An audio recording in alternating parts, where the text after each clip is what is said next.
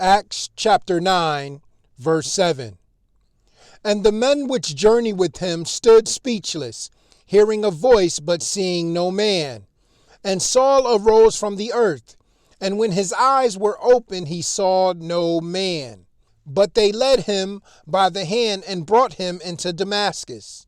And he was 3 days without sight, and neither did eat nor drink. And there was a certain disciple at Damascus named Ananias. And to him said the Lord in a vision, Ananias. And he said, Behold, I am here, Lord. And the Lord said unto him, Arise, and go into the street which is called Straight, and inquire in the house of Judas for one called Saul of Tarsus. For beholdeth, he prayeth. And have seen in a vision a man named Ananias coming in and putting his hand on him that he might receive his sight. Then Ananias answered, Lord, I have heard by many of this man how much evil he hath done to thy saints at Jerusalem. And here he hath authority from the chief priests to bind all that call on thy name. But the Lord said unto him, Go thy way, for he is a chosen vessel unto me, to bear my name before the Gentiles, and kings, and the children of Israel. For I will shew him how great things he must suffer for my name's sake. And Ananias went his way, and entered into the house, and putting his hands on him said, Brother Saul, the Lord, even Jesus, that appeared unto thee in the way as thou camest, have sent me, that thou mightest receive thy sight, and be filled with the Holy Ghost. And immediately there fell from his eyes as it had been scales, and he received sight forthwith, and arose and was baptized. And when he had received meat, he was strengthened. Then was Saul certain days with the disciples which were at Damascus. And straightway he preached Christ in the synagogues, that he is the Son of God.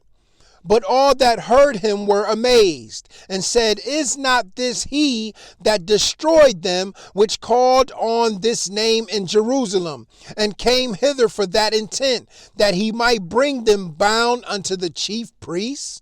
But Saul increased the more in strength, and confounded the Jews which dwelt at Damascus, proving that this is very Christ. And after that many days were fulfilled, the Jews took counsel to kill him. But their laying await was known of Saul, and they watched the gates day and night to kill him.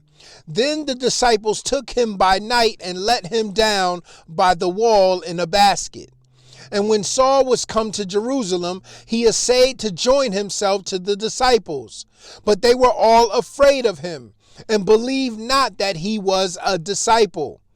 But Barnabas took him and brought him to the apostles, and declared unto them how he had seen the Lord in the way, and that he had spoken to him, and how he had preached boldly at Damascus in the name of Jesus. And he was with them coming in and going out at Jerusalem. And he spake boldly in the name of the Lord Jesus, and disputed against the Grecians, but they went about to slay him. Which when the brethren knew, they brought him down to Caesarea, and sent him forth to Tarsus. Then had the churches rest throughout all Judea and Galilee and Samaria, and were edified, and walking in the fear of the Lord and in the comfort of the Holy Ghost were multiplied. And it came to pass, as Peter passed throughout all quarters, he came down also to the saints which dwelt at Lydda. And there he found a certain man named Annas, which had kept his bed 8 years, and was sick of the palsy. And Peter said unto him, Aeneas, Jesus Christ maketh thee whole. Arise and make thy bed. And he arose immediately. And all that dwelt at Lydda and Saron saw him, and turned to the Lord. Now there was at Joppa a certain disciple named Tabitha, which by interpretation is called Dorcas.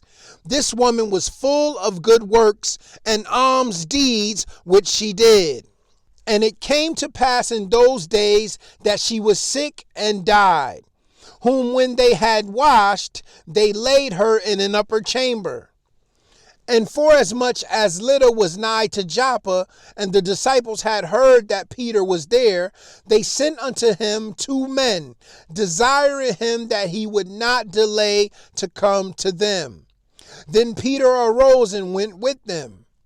When he was come, they brought him into the upper chamber. And all the widows stood by him weeping, and shewing the coats and garments which Dorcas made while she was with them. But Peter put them all forth, and kneeled down and prayed, and turning him to the body said, Tabitha, arise. And she opened her eyes, and when she saw Peter, she sat up. And he gave her his hand, and lifted her up. And when he had called the saints and widows, presented her alive. And it was known throughout all Joppa, and many believed in the Lord. And it came to pass that he tarried many days in Joppa with one Simon, a tanner. Acts chapter 10. There was a certain man in Caesarea called Cornelius, a centurion of the band called the Italian band, a devout man, and one that feared God with all his house, which gave much alms to the people and prayed to God always. He saw in a vision, evidently about the 9th hour of the day, an angel of God coming in to him, and saying unto him, Cornelius. And when he looked on him, he was afraid, and said, What is it, Lord? And he said unto him, Thy prayers and thy alms are come up for a memorial before God. And now send men to Joppa, and call for one Simon, whose surname is Peter. He lodgeth with one Simon, a tanner, whose house is by the seaside. He shall tell thee what thou oughtest to do. And when the angel which spake unto Cornelius was departed, he called 2 of his household servants, and a devout soldier of them that waited on him continually. And when he had declared all these things unto them, he sent them to Joppa. On the morrow, as they went on their journey and drew nigh unto the city, Peter went up upon the housetop to pray about the 6th hour. And he became very hungry, and would have eaten. But while they made ready, he fell into a trance, and saw heaven opened, and a certain vessel descending unto him, as it had been a great sheet knit at the 4 corners, and let down to the earth, wherein were all manner of 4-footed beasts of the earth, and wild beasts, and creeping things, and fowls of the air. And there came a voice to him, Rise, Peter, kill and eat. But Peter said, Not so, Lord, for I have never eaten anything that is common or unclean. And the voice spake unto him again the 2nd time, What God hath cleansed, that call not thou common. This was done thrice, and the vessel was received up again into heaven.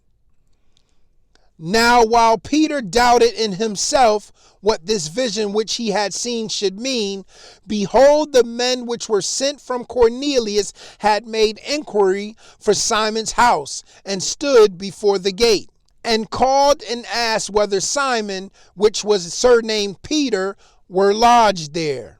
While Peter thought on the vision, the Spirit said unto him, Behold, 3 men seek thee. Arise, therefore, and get thee down, and go with them, doubting nothing, for I have sent them. Then Peter went down to the men which were sent unto him from Cornelius, and said, Behold, I am he whom ye seek. What is the cause wherefore ye are come? And they said, Cornelius the centurion, a just man, and one that feareth God, and of good report among all the nation of the Jews, was warned from God by an holy angel to send for thee into his house, and to hear words of thee. Then called he them in and lodged them. And on the morrow Peter went away with them, and certain brethren from Joppa accompanied him. And the morrow after they entered into Caesarea, and Cornelius waited for them, and had called together his kinsmen and near friends. And as Peter was coming in, Cornelius met him and fell down at his feet and worshipped him. But Peter took him up, saying, Stand up, I myself also am a man. And as he talked with him, he went in and found many that were come together. And he said unto them, Ye know how that it is an unlawful thing for a man that is a Jew to keep company or come unto one of another nation. But God hath shewed me that I should not call any man common or unclean. And we know that the word of the Lord is already blessed. Love you guys. Shalom.